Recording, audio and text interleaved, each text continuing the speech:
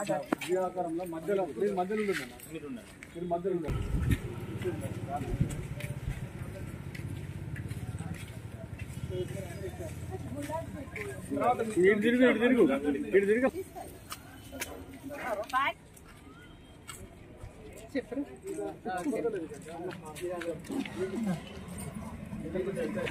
మీరు ముందుకు రండి.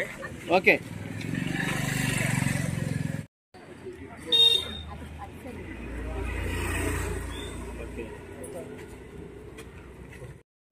మున్సిపల్ పరిధిలో గతంలో ఎక్కడ చూసినా చెట్లు తక్కువ ఉండేది. గతానికంటే ఇప్పుడు 10 ఫీట్ల పైబడి కూడా పెంచడం జరిగింది. అదే కాకుండా దుబ్బమల్లన్న కాడ, కేశపురం సమ్మక్క దగ్గర, నాయచెరువు కట్టపైన ఎన్నో దిక్కులో కూడా చెట్లను కూడా నాటుకోవడం జరిగింది. అయ్యప్ప టెంపుల్ నుంచి వెళ్ళి మరి మన మూదేవడం చౌరస్తా వరకు, కొత్తపల్లి నుంచి వెళ్ళి ధర్మారం వరకు, కొత్తపల్లి నుంచి వెళ్ళి మడిపల్లి పోయే రోడ్డుకు ఎన్నో ఏరియాలో కూడా ఆబాజమ్ముకుంటలు కూడా పెద్ద ఎత్తున చెట్ల కార్యక్రమం పెట్టడం జరిగింది. మనందరం కూడా చెట్లను కాపాడాల్సిన బాధ్యత మన అందరిపైన ఉన్నది.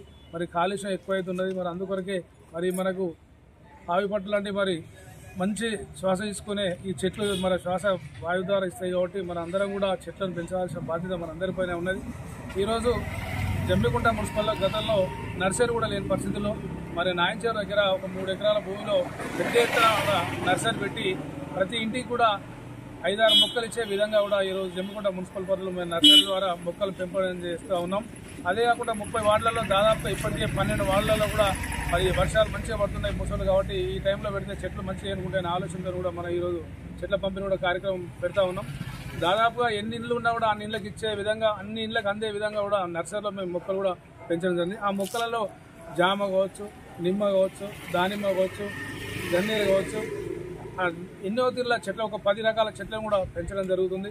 మనందరం కూడా ఈరోజు చూస్తూ ఉన్నాం. మన ఇళ్లలో గతంలో నిమ్మకాయ చెట్టు, జామకాయ, మామిడికాయ మన ఇళ్లలో ఉండేవి. మరి అవన్నీ కూడా లేక ఈరోజు మనం చూస్తూ ఉన్నాం. మరి ఈరోజు పండ్ల ధరలు ఎట్లా పెరుగుతున్నాయి? అసలు మనకు మంచిగా ఎక్కడైనా ప్లేట్లు కనుక పడిపోతే మన హాస్పిటల్ పోయినప్పుడు ఏం చేయమంటారు డాక్టరు? లాస్ట్కు మళ్ళీ పొప్పడి పండు, నిమ్మకాయ ఇవే వాడాలి. మరి ఈరోజు అవి దొరకకుండా మనం మరి వేలాది రూపాయలు, 100,000 రూపాయలు కూడా పెట్టి కూడా కొనుగోలు చేస్తూ ఉన్నాం. మరి ఆరోగ్యాలు కాపాడాల్సిన బాధ్యత మన అందరిపైన ఉన్నది. ఈ వర్షాకాలంలో మన అందరం కూడా ఇళ్లలో కూడా శుభ్రంగా ఉంచుకోవాల్సిన బాధ్యత మన అందరం పైన. చెత్త చెదారం లేకుండా పాత టైర్లు కానీ, వెళ్ళిపోయిన కూలర్లు చెడిపోయినా కూడా ఇళ్లలో ఉండి అక్కడ నీళ్లలో మరి పురుగులు తయారై మరి రోగాలు పడకుండా మరి అందరం కూడా ఆరోగ్యంగా ఉండాలి.